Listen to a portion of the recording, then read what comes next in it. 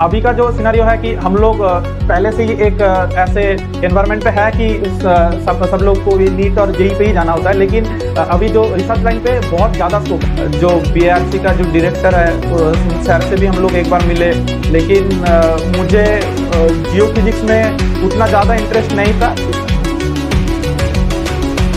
Hello everyone, आज मैं हूं सौगत आपके साथ। ये करंटली नाइजर भुवनेश्वर में MSc in medical physics and radiology कर रहा है और इसके बारे में डिटेल्स में आज हम लोग के साथ ये डिस्कस करेगा। और ये ऑल ओवर जो इंडिया में गेट एग्जाम होता है, गेट भी क्वालिफाई किया है 2000, एक बार नहीं दो बार क्वालिफाई किया है 2022 और 2023। जिन्हें नहीं पता, GATE is one of the toughest exam in India, जिसको इसने क्वालिफाई किया है, बहुत ही बड़ी बात है। इसके साथ साथ इसने IIT जैम को भी क्वालिफाई किया, सिर्फ क्वालिफाई नहीं रैंक भी लाया था। ऑल ओवर इंडिया इसका रैंक था 638। सो IIT जैम भी, आप लोग जो IIT जेई के बारे में जो स्टूडेंट जानते हैं, IIT जैम भी उतना टफ नहीं होने से भी IIT का अंडर आता है, इसका लेवल भी बहुत हाई है। रिसर्च के लिए बहुत ही एक इंपॉर्टेंट एग्जाम है, इसमें भी इसने बहुत अच्छा स्कोर किया। स्कोर के साथ साथ ऑल ओवर इंडिया 638 रैंक था। तो इसके साथ आज हम लोग डिटेल्स में एनालिसिस करेंगे, कैसे एग्जाम दिया जाता है, कैसे एंट्रेंस एग्जाम क्रैक किया जाता है। और आप लोग अगर मेडिकल फिजिक्स में इंटरेस्टेड है, जो नाइजर भुवनेश्वर में है, बहुत ही रिसेंटली ये कोर्स चालू हुआ है, इसके बारे में डिटेल्स में डिस्कस करेगा। तो hi Saugat, welcome to our channel. तो अपने बारे में हमारे व्यूअर्स को कुछ बोलो। हाय, आई एम सौगत नाग।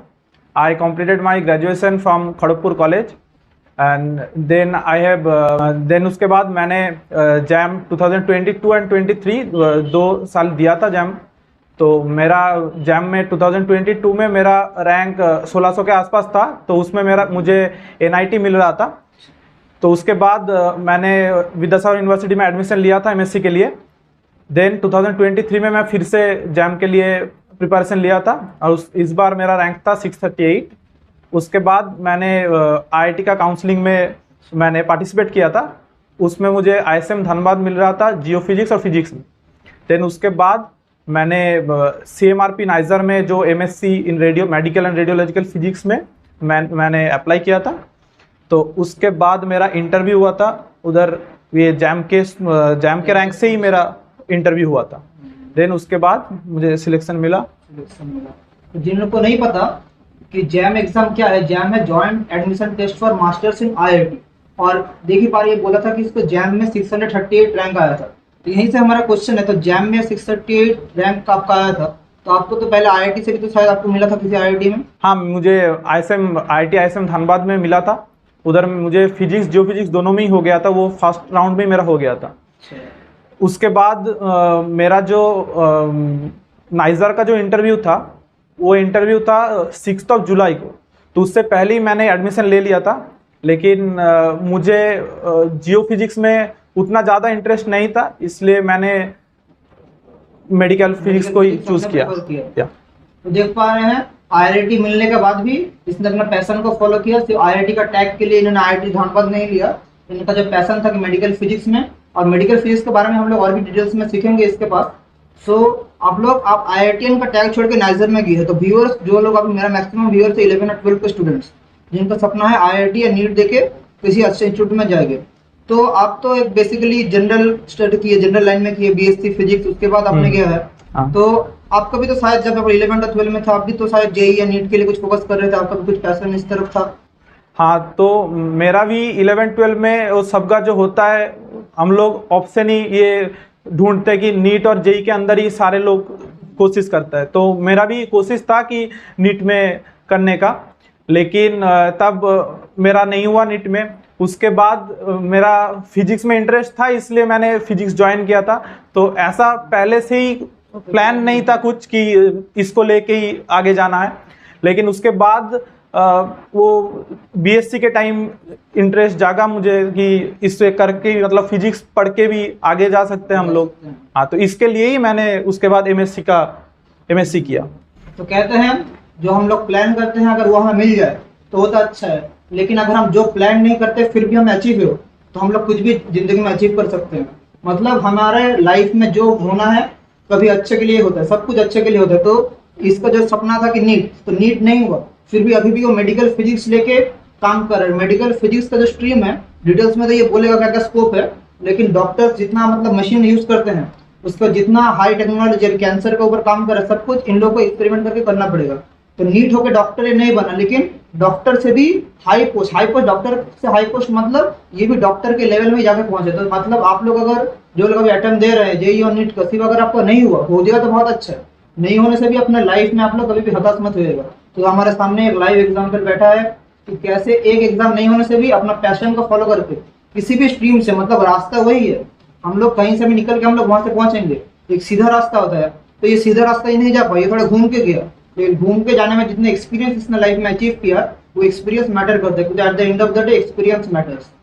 तो एक बच्चों के अंदर एक मतलब मिथ है कि मतलब जेईई और नीट ही सब कुछ है, कि ये सच है कि हम लोग अगर BSc physics, BSc chemistry, mathematics जो भी स्ट्रीम है, हम लोग अगर अभी कंप्यूटर साइंस का चल रहा है तो ये लेके भी क्या बच्चे लाइफ में सक्सेसफुल हो सकते हैं? हाँ, तो अभी का जो सिनेरियो है कि हम लोग पहले से ही एक ऐसे एनवायरनमेंट पे है कि सब लोग को ये नीट और जेईई पे ही जाना होता है, लेकिन अभी जो रिसर्च लाइन पे बहुत ज़्यादा स्कोप है, क्योंकि वो जो नाइजर में मेरा बीएससी के बाद मैंने एमएससी के लिए एडमिशन किया हूँ, तो नाइजर का एक एग्ज़ाम होता है नेस्ट करके, तो उसमें 12th के बाद जो जॉइंट बीएससी एमएससी जो बीएसएमएस प्रोग्राम होता है, बीएसएमएस कोर्स जो होता है, तो उसमें भी एडमिशन ले सकते हो और उसमें भी बहुत अच्छा स्कोप है।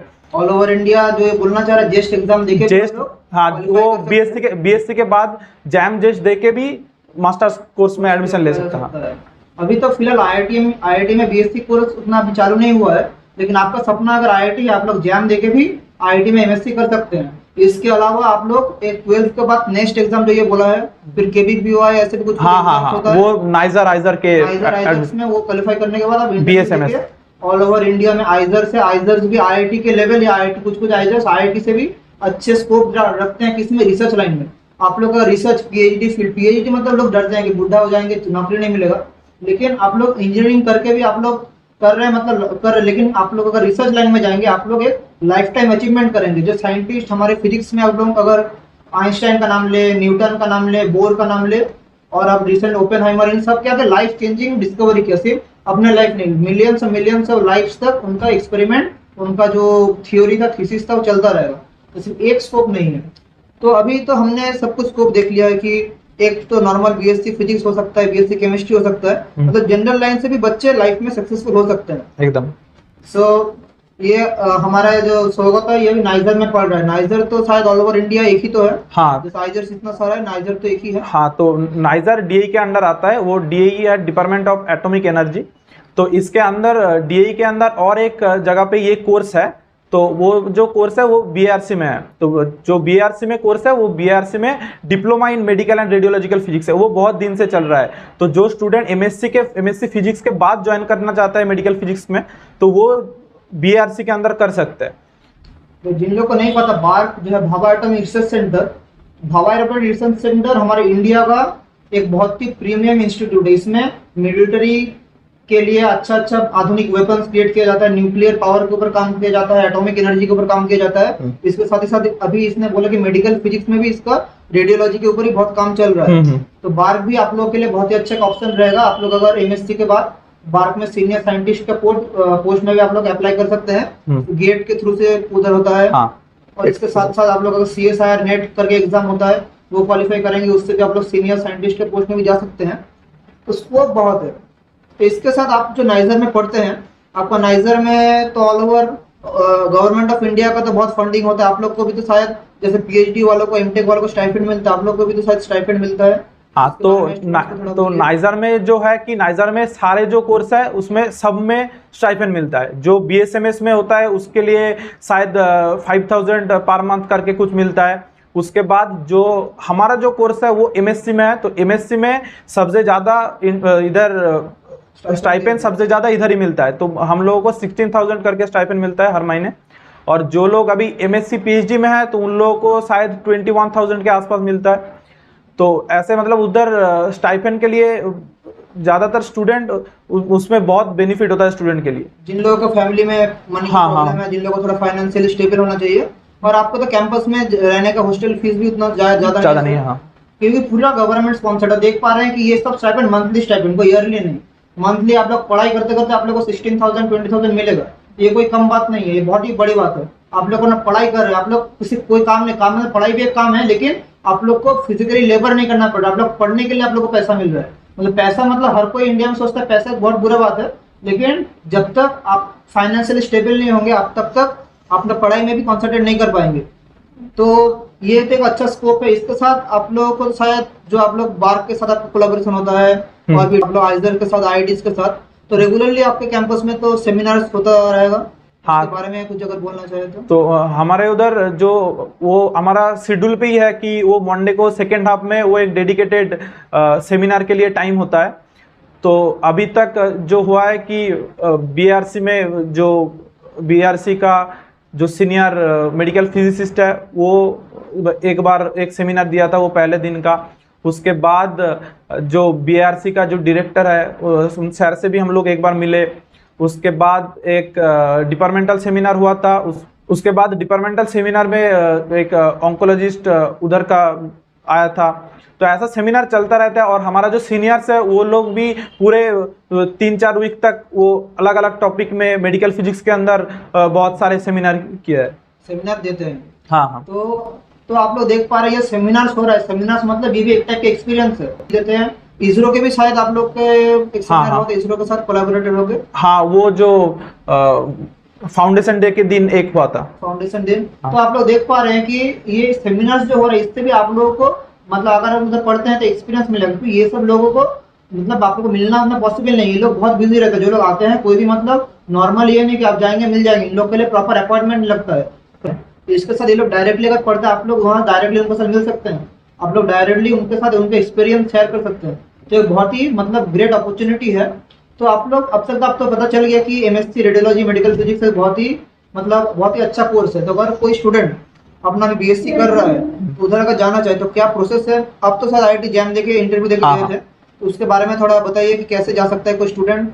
अच्छा, एक है MSc in medical and radiological physics और एक है diploma in medical and radiological physics.